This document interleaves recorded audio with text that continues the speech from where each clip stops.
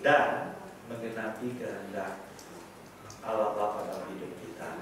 Hari ini saya akan berbicara tentang membangun kerajaan Allah, bukan kerajaan kita. Boleh kasih senyum sampai kiri kanan, bilang kamu cantik, kamu ganteng, katakan sesuatu yang menarik. Saya udah lihat dari sini siapa yang belum sarapan.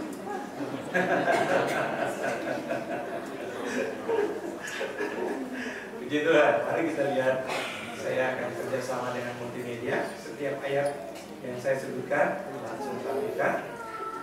Matius 6 ayat 33. Karena ini ayat pokoknya katanya. Matius 6 ayat 33. Jika sudah temukan, ya, saudara bawa handphone tadi ya, Alkitab juga boleh, dan saudara boleh baca dengan jelas di depan.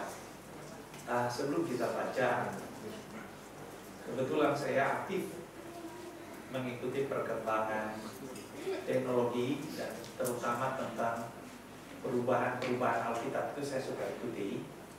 Ada banyak perubahan, sejauh ini masih selaras, tapi kita lebih penting punya Alkitab seperti ini. Satu waktu Alkitab akan susah Bapak Ibu temukan karena semua sudah pindah ke gadget, dan itu sangat berbahaya. Ketika kelompok globalis menguasai dunia, maka semua tatanan yang tidak sesuai dengan apa yang mereka rancangkan itu akan dirubah. Itulah sebabnya penting sekali kita punya Alkitab seperti ini. Saudara boleh baca di rumah, nggak apa-apa taruh tanda supaya ada ayat ini di sini, itu jelas. Oke, sudah siap semua? Kita baca Alkitab kita, firman Tuhan dengan jelas di dalam nama Tuhan Yesus Kristus. 3, 2, 1 mulai. Tetapi dahulu kerajaan Allah dan kebenarannya, maka semuanya itu akan ditambahkan kepadamu. Di pasal 6 yang kita baca ini adalah perikop yang diajarkan oleh Tuhan Yesus tentang doa dan tentang kekhawatiran. Nah, kalau Bapak Ibu baca, itu mulai dari ayat 24, Tuhan menyampaikan dengan detail kebutuhan manusia. Saya pikir kalau ada mahasiswa di sini pasti pernah dengar namanya teori Abraham Maslow. Dia boleh cari di Google, membuat teori tentang hierarki kebutuhan manusia. Kebutuhan paling mendasar dan kebutuhan sekunder dan kebutuhan primer. Itu dia buat hierarki. Tapi jauh sebelum itu, Tuhan sudah mengajarkan bahwa semua manusia memiliki kebutuhan yang sama, dan itu yang ditulis di dalam Injil Matius ini. Jadi Bapak Ibu sekalian, satu-satunya ayat yang menjawab bagaimana cara dalam memenuhi semua kebutuhan itu adalah ayat ini. Kalau kita mundur pada ayat 31, coba tampilkan, jangan kamu khawatir apa yang kamu makan, kamu minum, dan kamu pakai. Lalu ayat 32 dia bilang ini, semua itu dicari oleh bangsa-bangsa yang tidak mengenal Allah. Artinya orang kafir itu mencari itu. Yang tidak mengenal Allah itu orang kafir. Tapi Bapak mau tahu, yang saya suka kata tahu dalam bahasa Yunani-nya di situ artinya adalah sangat paham, sangat mengerti. Kamu perlu semua itu. Artinya dia tidak mungkin tidak memenuhinya. Karena dia tahu betul itu keperluan kita. Baik untuk makan, untuk minum, untuk pakaian. Bahkan dia bilang Salomo dalam segala kemegahannya tidak sebanding dengan bunga yang ada di padang. Yang hari ini dia tumbuh mekar, paginya, sorenya dia layu.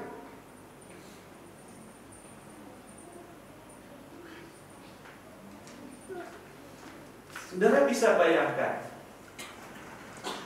coba pikirkan kembali tentang apa kebutuhan yang paling utama sebenarnya dari ayat ini. Jawabannya itu ada di 33. Kunci itu, carilah dahulu kerajaan Allah dan kebenarannya. Selama ini kalau saudara dengar, kerajaan itu selalu hanya berbicara tentang letak geografisnya, yaitu di sorga. Tapi kalau kita lihat secara literal atau secara harfiah, kerajaan itu adalah pemerintahan. Kerajaan itu adalah negara. Baik bahasa Ibrani-nya Malkut atau Yunani-nya Basileia, itu negara atau pemerintahan. Nah, kalau itu adalah pemerintahan atau negara, maka harus ada raja. Siapa rajanya? Allah di dalam nama Tuhan Yesus Kristus. Makanya dia disebut Raja Damai, King of Peace. Raja Damai. Kalau bahasa Ibrani-nya Sar Shalom.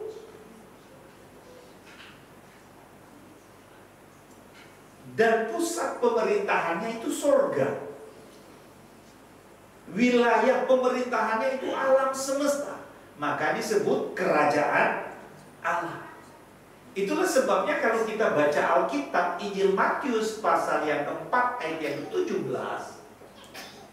pertama kali dia berdiri dan mendeklarasikan atau khotbah, pengumuman pertama publiknya dia berbicara secara terbuka di depan orang Israel. Dia berkata gini, coba Matius 4 ayat 17. Sejak waktu itulah Yesus memberitakan apa? Bertobatlah sebab dalam beberapa terjemahan the kingdom of God is near atau in your hands.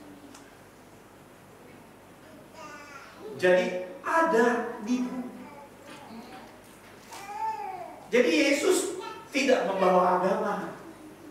Yesus membawa pemerintahan. Dan dia adalah raja yang mendirikan pemerintahannya secara rohani di bumi. Maka kalau Yesus adalah raja, kita adalah warganya. Dan kita harus hidup dalam tatanan kerajaan atau prinsip kerajaan atau hukum kerajaan. Itu yang jadi sistem. Negara mana yang tidak ada undang-undang? Betul? Tidak ada negara yang tidak ada hukum. Negara yang tidak ada hukum atau negara yang hukumnya ada tapi tidak berfungsi, itu pasti kacau dan berantakan. Banyak kejahatan, orang berlaku seenaknya. Indonesia itu punya banyak hukum. Kalau orang Israel cuma sekitar 630 sekian hukum. Tapi Indonesia ada ribuan pasal. Tapi kejahatannya jauh lebih canggih dari pasal-pasal ini. Dan pelakunya adalah darah Yesus. Malu aku menyebut. Kita harus berdoa buat pejabat kita.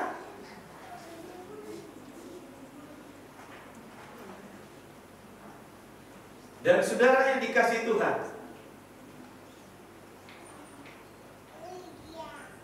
jadi Yesus datang membawa hukum. Dan hukum itu yang dia bawa adalah kasihilah Tuhan Allahmu dengan segenap hati. Siapa yang tahu ayatnya? Di mana? Hah? Ada yang tahu ayatnya? Banyak yang harusnya hafal Alkitab. Hah? Tapi tahu ya isinya ya? Di dalam Matius berapa? Enggak usah malu-malu. Ada yang tahu?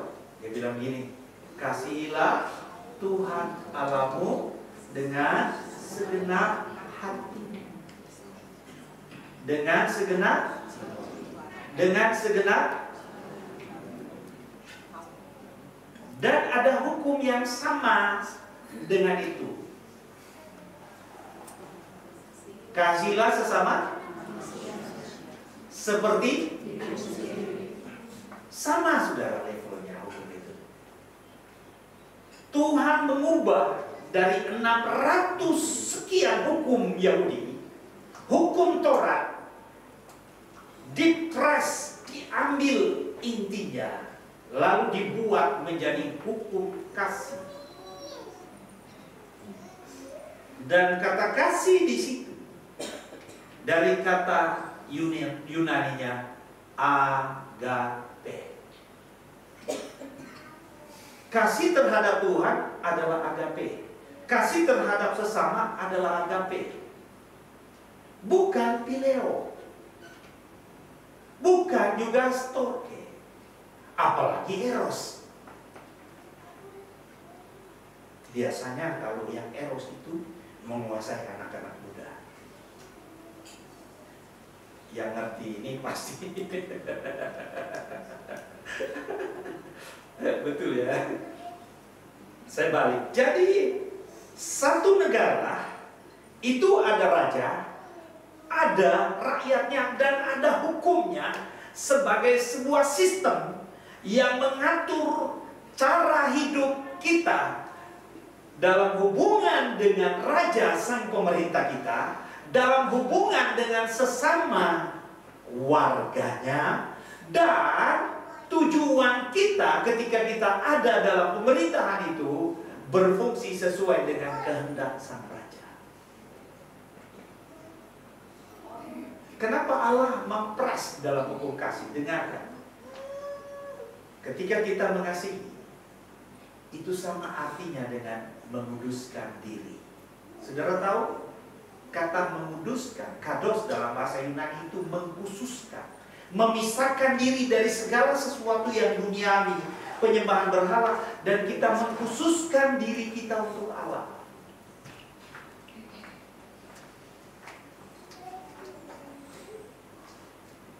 Demikian juga kalau kita mengasihi sesama, maka kita tidak mungkin akan berpikir yang tidak benar, yang kotor. Tidak mungkin. Karena kasih itu menjaga pikiran kita selalu berpikir benar terhadap Tuhan dan terhadap sesama. Dan kasih itu mendorong kita melakukan sesuatu dengan benar, sesuai keinginannya. Saudara tidak mungkin ingin menyenangkan seseorang tidak mau tahu apa yang dia sukai.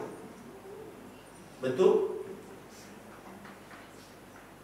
Saya nggak tahu ini cerita betul atau tidak. Pernah ada satu peristiwa di Manado, dan ini di daerah Totano. Ini cerita saya nggak tahu kebenarannya seperti apa. Pada saat Jepang masuk Indonesia, Jepang apa Belanda masuk Indonesia dan menjajah daerah sana, waktu itu sudah ada duren. Dan duren itu kalau orang lokal cium, wah udah kebayang enaknya. Tapi begitu dikasih, oh iya orang Belanda, begitu kasih ke orang Belanda, dia bilang bawa kemari orangnya, kita hukum dia, masa dia kasih barang busuk di rumah kita.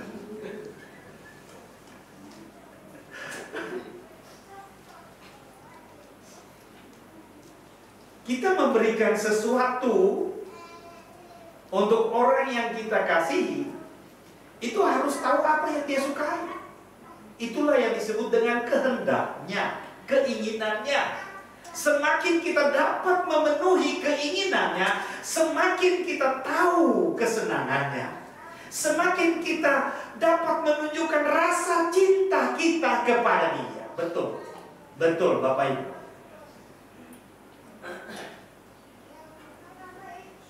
Tidak mungkin seseorang bilang dia hidup dalam kerajaan Allah, dia tidak bisa mengasihi sesama.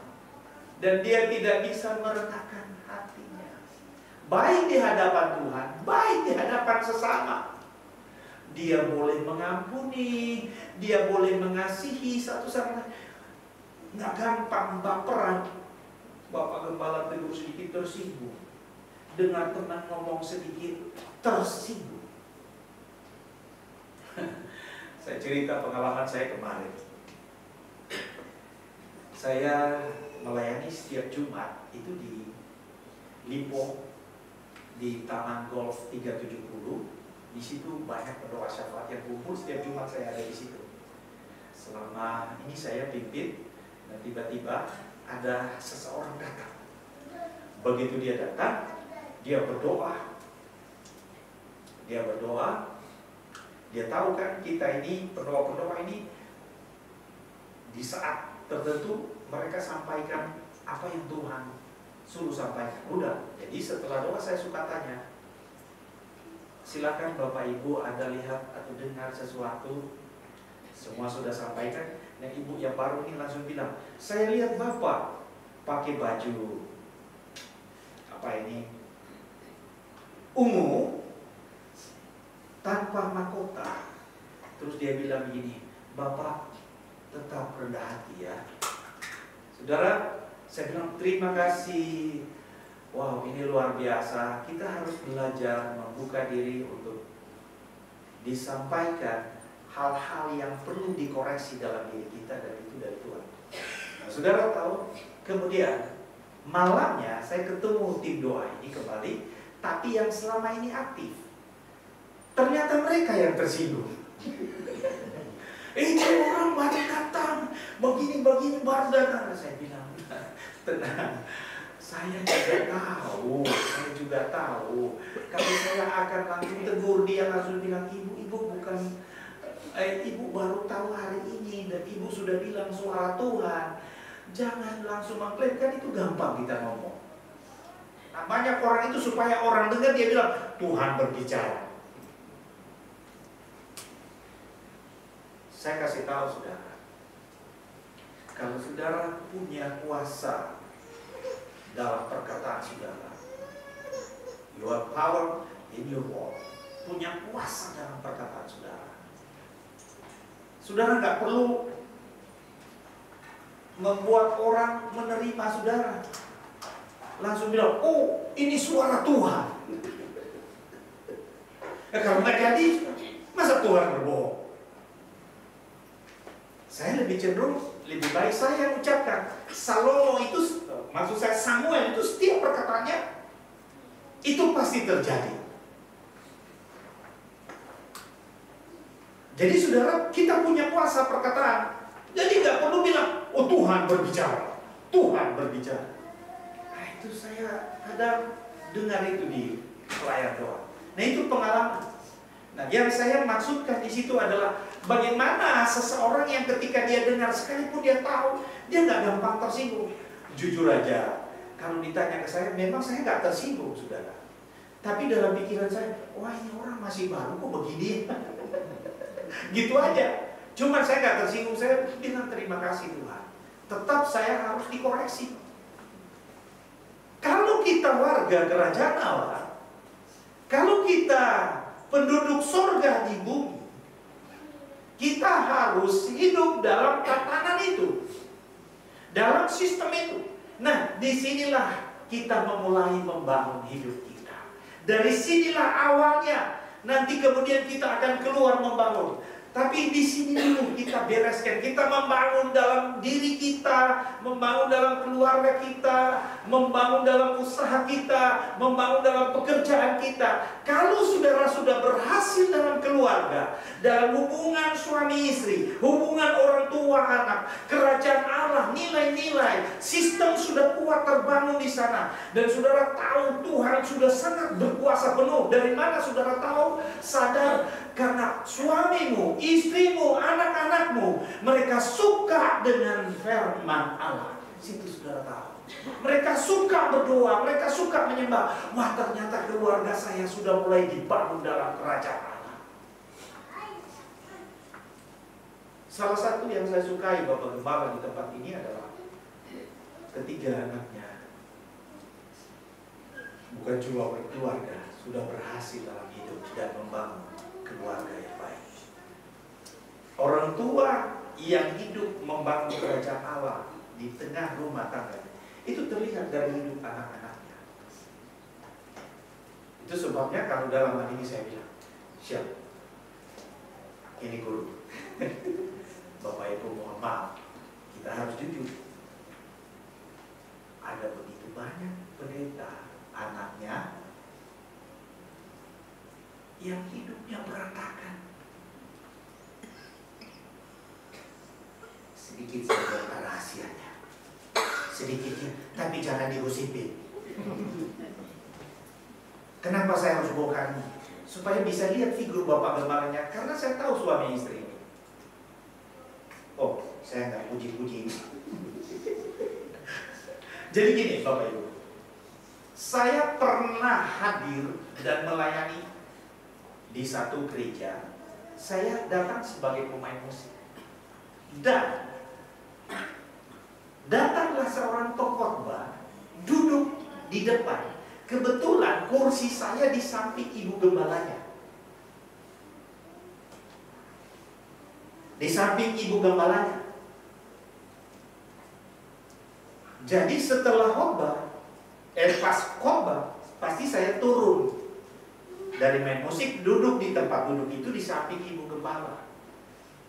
Dan saya nggak begitu kenal istri ibu gembala ini. Yang saya kenal adalah gembalanya, dan gembalanya sudah memperkenalkan saya. Dia juga adalah seorang gembala katanya. Nah, jadi begitu saya duduk, ya tentunya tidak canggung karena sudah saling kenal sebelumnya. Suaminya naik di mimbar, istrinya pakai iPad. Tahu nggak ngapain? Main game sementara khotbah. Main game. Saya ketemu pendeta yang lain. Saat suaminya berkhotbah, istrinya, Tuhan, urapi dia. Nah, itu luar biasa. Ada lagi, oh haleluya, luar biasa. Tapi yang ini unik. Istrinya main game. Wah, dalam hati saya, ini bagaimana ceritanya ini? Kegagalan membangun kerajaan Allah dalam rumah tangga, terutama mulai dari suami dan istri, kemudian anak, kemudian pekerjaan dan usaha. Sebenarnya kita tidak sedang membangun kehendak Tuhan, sedang menjalani kehidupan yang Tuhan inginkan. Kita sedang membangun kerajaan kita sendiri. Itu masalahnya. Kenapa kita tidak sampai pada titik di mana kita harus membangun? Hal pertama yang kita tidak tahu adalah tujuan Tuhan dalam hidup manusia. Mari kita buka Alkitab kita kembali dalam Kejadian pasal yang ke-1 ayat 26. Kita baca di situ. Kejadian 1 ayat 26. Saudara harus hafal ayat ini, karena ayat ini adalah akar di mana motivasi dan tujuan Tuhan diungkapkan. Kita baca 3, 2, 1 mulai. Berfirmanlah Allah, baiklah kita menciptakan manusia menurut gambar dan rupa kita, supaya mereka berkuasa atas ikan dan laut dan burung-burung di udara dan atas tanah dan atas seluruh bumi dan atas segala binatang melata yang berlayar di bumi. Saudara perhatikan pada bagian A. Berfirmanlah Allah, baiklah kita menciptakan manusia menurut apa? gambar dalam bahasa Yunaninya, dalam bahasa Ibraninya, bahasa Yunaninya eikon. Nah, kalau saudara lihat eikon itu artinya representatif dari sesuatu perusahaan, hanya lihat gambar. Jadi gambar itu adalah representatif. Sedangkan rupa Allah itu dalam bahasa Ibraninya demut itu adalah sifat. Jadi kita ini adalah representasi Allah dalam wujud secara fisik di bumi. Itu manusia Tuhan ciptakan, itu tujuannya. Lalu membawa sifat Allah. Tidak ada makhluk yang diciptakan oleh Tuhan secara fisik ada di bumi sebagai sarana untuk mengungkapkan tentang keberadaan Allah dalam wujud yang nyata, cuma manusia. Jadi kita ini adalah representatif Allah. Tujuan Tuhan menciptakan Adam itu, dibuatlah segambar. Kemudian nggak cuma sampai di situ, dia juga merestore, memasukkan sifat-sifatnya ke dalam diri Adam. Itu sebabnya Adam memiliki kemuliaan Tuhan. Saudara, kata kemuliaan, kavod dalam bahasa Ibraninya, bahasa Yunani, bahasa Ibraninya itu artinya bobot. Bobot ilahi ada dalam diri Adam. Dalam bahasa Yunaninya itu doksa, kuasa yang besar ada dalam diri Adam saat Tuhan menciptakan. Jadi Adam adalah representasi Allah yang menyatakan keberadaan Allah, kemudian menyatakan sifat Allah sebagai penguasa di bumi. Dan Adam hanya dapat menjalankan pemerintahannya di bumi jika dia tetap terhubung dengan Allah. Karena pemerintahan di bumi pada awalnya dijalankan secara rohani, bukan secara duniawi. Tidak ada pemerintahan yang diciptakan Allah secara duniawi. Yang diciptakan itu pertama awalnya adalah secara rohani. Allah yang memerintah kepada manusia, kemudian manusia itu dapat memerintah di bumi. Itu sebabnya ketika Yesus bilang, carilah dahulu kerajaan Allah, dalam terjemahan lain dia bilang begini, usahakanlah lebih dulu Allah memerintah, Allah berkuasa, Allah berdaulat dalam hidupmu, sehingga hidupmu menjadi representatifnya dan menyatakan sifat-sifatnya. Maka semuanya itu akan ditambahkannya kepadamu. Jadi segala sesuatu yang diciptakan oleh Tuhan di bumi ini, saudara dapat sebut berlian, emas, perak, apapun, itu akan datang dengan sendirinya melayani saudara. Akan datang dengan sendirinya dibawa, ditarik kembali. Kenapa? Karena saudara sudah berfungsi, sudah ada dalam posisi sebagai representatif Allah yang membawa sifat-sifat Allah. Ini yang saya sebut identitas. Jadi yang pertama saudara harus paham dulu identitas kita.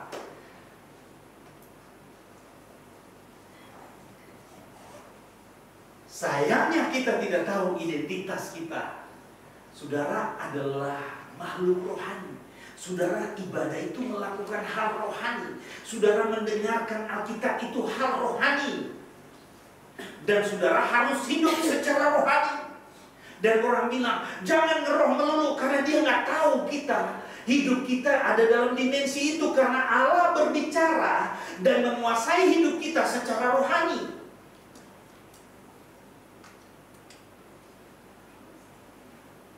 Sayangnya orang tidak tahu. Saudara lihat Kejadian Yohanes pasal yang ketiga. Perhatikan ayat itu. Ayat 45. Yohanes 3 kita baca bersama. Bapak Ibu, jelas saya sampaikan supaya saya tidak ulang-ulang. Oke, mari kita perhatikan baik-baik ayat ini.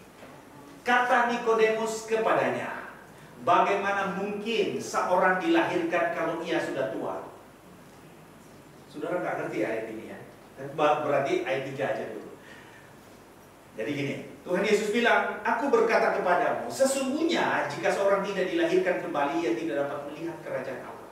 Artinya, kalau orang itu nggak lahir, dia nggak akan lihat Allah yang memerintah atas hidupnya.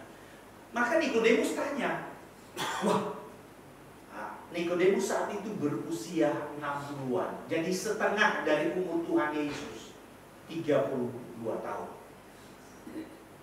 Dan Nikodemus itu adalah guru bangsa.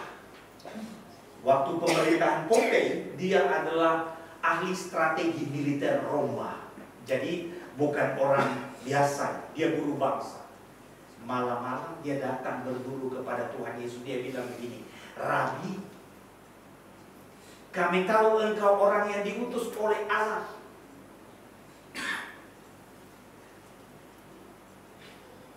Karena dia bilang, kalau baca ayat 1, dia bilang tidak mungkin orang itu melakukan apa yang kau lakukan kalau dia bukan diutus oleh Allah. Saudara tahu kenapa Nikodemus bilang itu? Karena dia lihat Yesus bicara penuh otoritas, Yesus bicara penuh hikmat, Yesus bicara penuh kuasa, dan Yesus menyembuhkan orang sakit, membebaskan orang dari kerajaan kegelapan, memulihkan orang, menyembuhkan, dan banyak mujizat yang Yesus lakukan, memberi makan bagi 5.000 orang. Dia penasaran. Dia bilang ini bukan guru biasa, ini pasti Rabi Semika, Rabi yang tingkatannya lebih tinggi dari semua Rabi.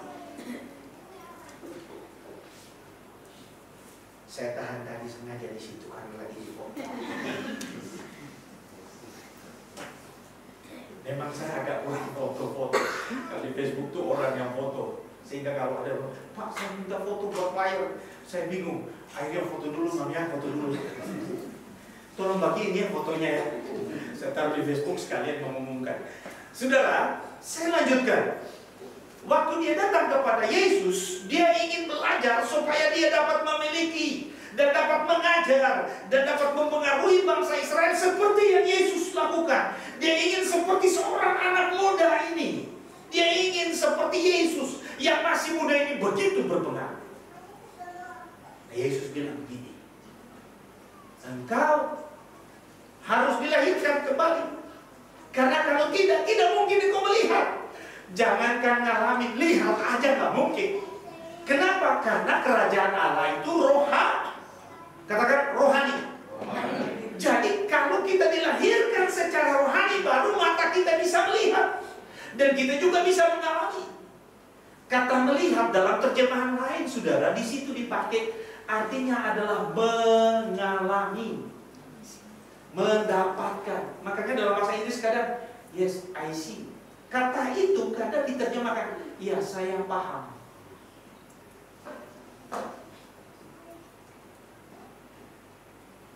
Haleluya. Kasih tahu sama kiri kanan, paham gak kamu?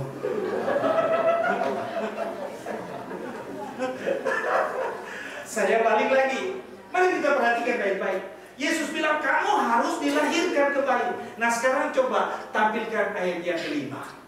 Dia bilang begini, jawab Yesus, aku berkata kepadamu, sesungguhnya jika seorang tidak dilahirkan dari air dan roh, dia bilang ia tidak dapat melihat kerajaan Allah.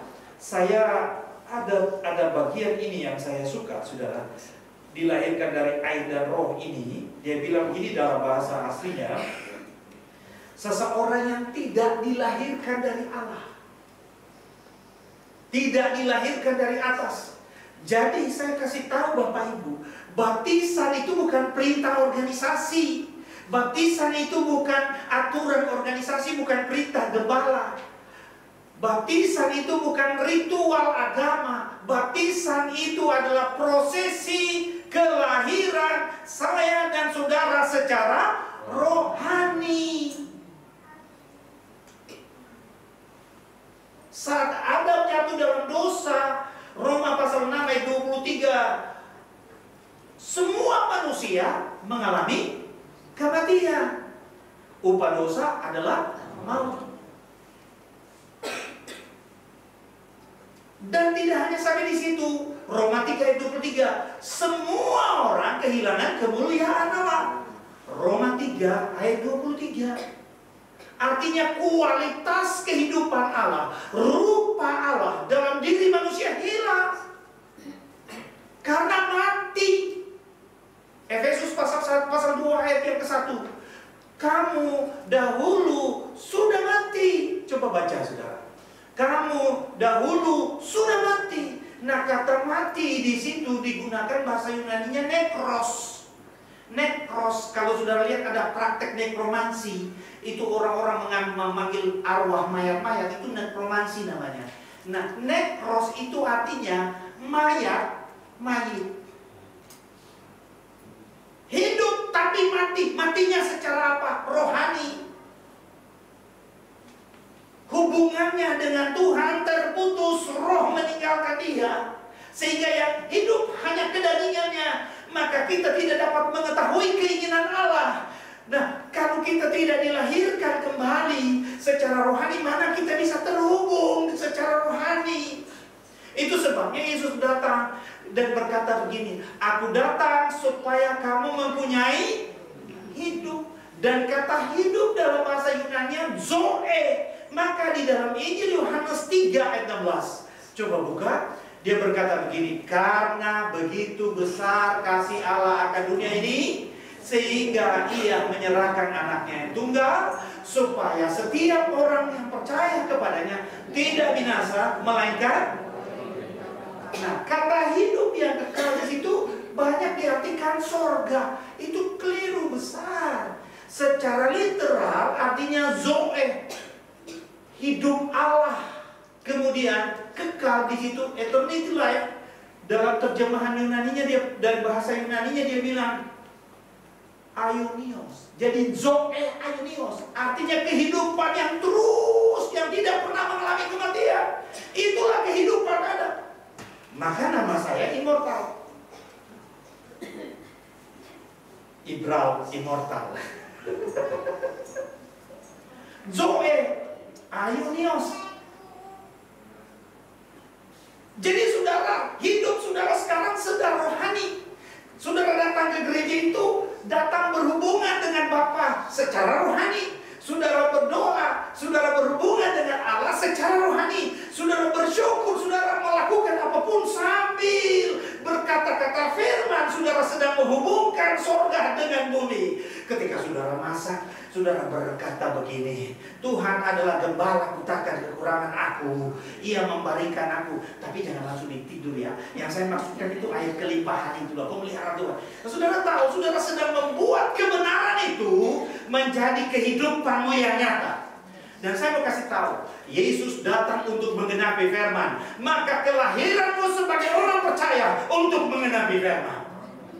Kasih tahu sambil kiri kanan, bila engkau mengenapi firman.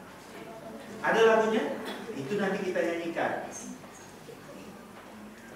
Hidupku mengenapi firman. Jadi kita harus tahu identitas kita.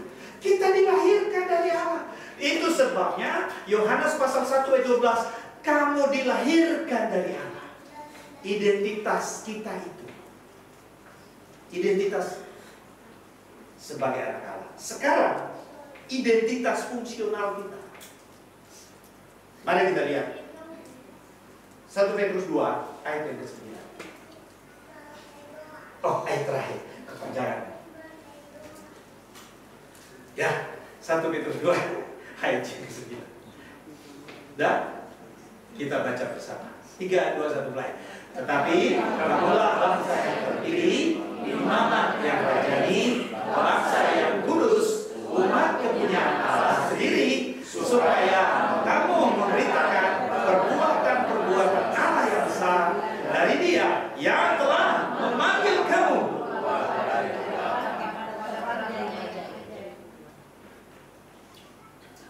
Saudara lihat, saudara diberikan mandat di bawah. Selain kita pergilah beritakan Injil Kerajaan Allah. Itu amanat aku. Tapi saudara lihat apa yang kita ceritakan kepada dunia.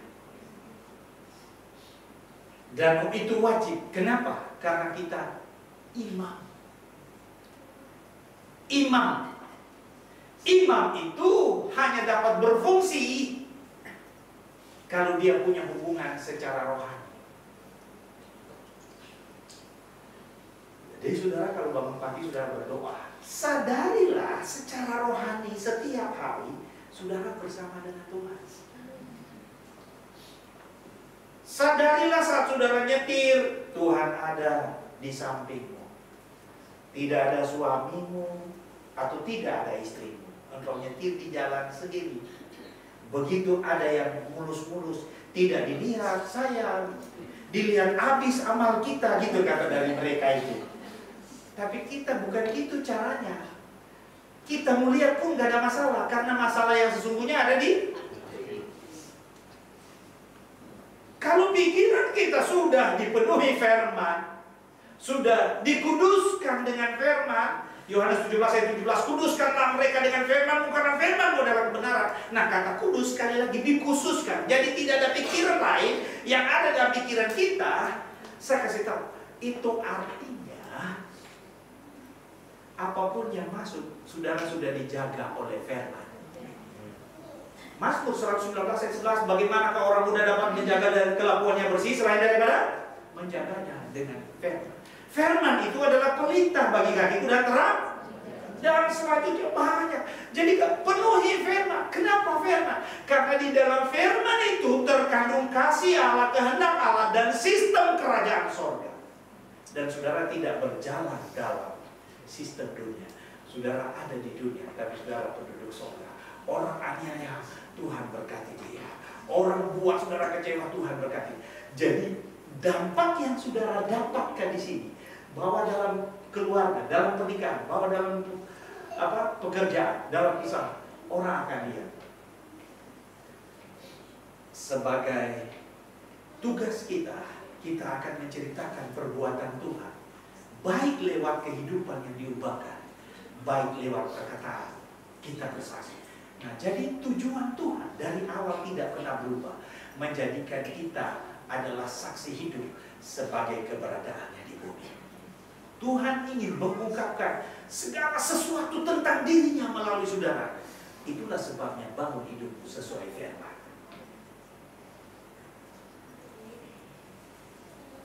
Satu Yohanes 2 ayat 6 dia bilang begini, barang siapa berkata ia ada di dalam dia, ia wajib hidup sama seperti Yesus hidup. Jadi wajib. Yesus mengungkapkan gambar dan sifat Allah. Saya dan saudara juga menggambarkan, mengungkapkan sifat Allah. Nah, ini yang kita bangun, bukan keinginan kita.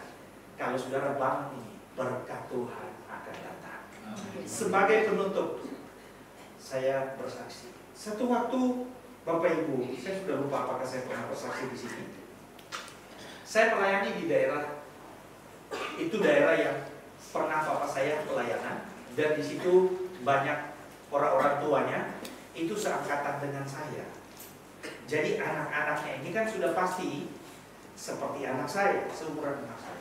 Saudara, saya datang ke daerah itu, saya bawa mobil, saya melayani 3 malam di situ, 2 malam KKR, dan 1 ada pendeta yang lain, saya bagian paling terakhir, 2 malam terakhir. Dan saudara, jadi saat saya datang, di situ tidak ada ATM, jadi nggak ada ATM daerahnya. Jauh dari situ baru ada ATM, dan tidak ada pom bensin. Saya datang, terus Bapak Ibu, karena di kampung dan melihat anak-anak, saya bagiin apa yang ada di dompet. Ini 20, anak kampung kasih 20 senang sekali. 50 itu anak-anak dari teman-teman ini seangkatan saya. Dan akhirnya hanya sisa 150.000 kalau tidak salah di dompet saya. Dan saya pikir ya sudahlah, ini buat isi yang bensin apa ini namanya, eceran itu yang 2 liter, sampai saya ketemu itu cukuplah berbagi berkat. Sampai saya ketemu ATM, kemudian dapat pom bensin. Saudara tahu, nggak ada. nggak dapet sudah. Saya agak bingung ketika pendeta bilang, Pak, kami lagi membutuhkan dana untuk membangun. Dalam hati saya, udah kasih aja, biar senang. Langsung saya kasih. Sekarang saya nggak punya apa-apa. Itulah hidup secara rohani. Tapi saudara harus belajar peka dengan apa yang Tuhan sampaikan. Jangan, oh saya ikuti apa kata pendeta. Iya betul, itu pengalaman saya, bukan doktrin. Apa yang dikatakan oleh Roh Kudus dan saudara baca Alkitab, itu suara Tuhan. Dan saudara tahu, akhirnya besoknya saya pulang. Saya ketemu orang dan dia bilang begini, Bapak yang pimpin KKR semalam. Iya. Sebenarnya saya mau cari Bapak. Karena rame dan orang-orang sudah dekat semua dengan Bapak, saya nggak bisa ketemu. Ya udah, ini pas Pak. Dan saya juga bawa. Namanya berkat anak soleh tidak kemana-mana. Langsung selawat. Oh, saya dalam hati, Tuhan terima kasih. Dikembalikan bukan cuma 100%, lebih banyak dari itu. Dalam hati saya, wow. Dan Bapak Gembala di sini saya dengar kesaksiannya, Pak Davi saya dengar, wow, saya bilang itu menunjukkan bahwa sumber ilahi kita tidak terbatas. Saya bicara ini di gereja kami, divine resource. Jadi hidup dalam sumber ilahi. Dan ini hanya akan menolong jika saudara tahu identitas. Mari bangun kerajaan Allah dari hidupmu. Cari itu, hiduplah seperti itu. Bangun di antara keluargamu, suami istri, dan wujudkan dalam usaha, pekerja, wujudkan dalam hubungan, sehingga orang dapat melihat rupa dan gambar Allah benar-benar ada dalam diri. Dan jangan takut di saat mereka bilang, boleh kami minta doa, langsung doakan, langsung eksekusi. Dan saudara lihat, karena yang menyuruh saudara yang melakukan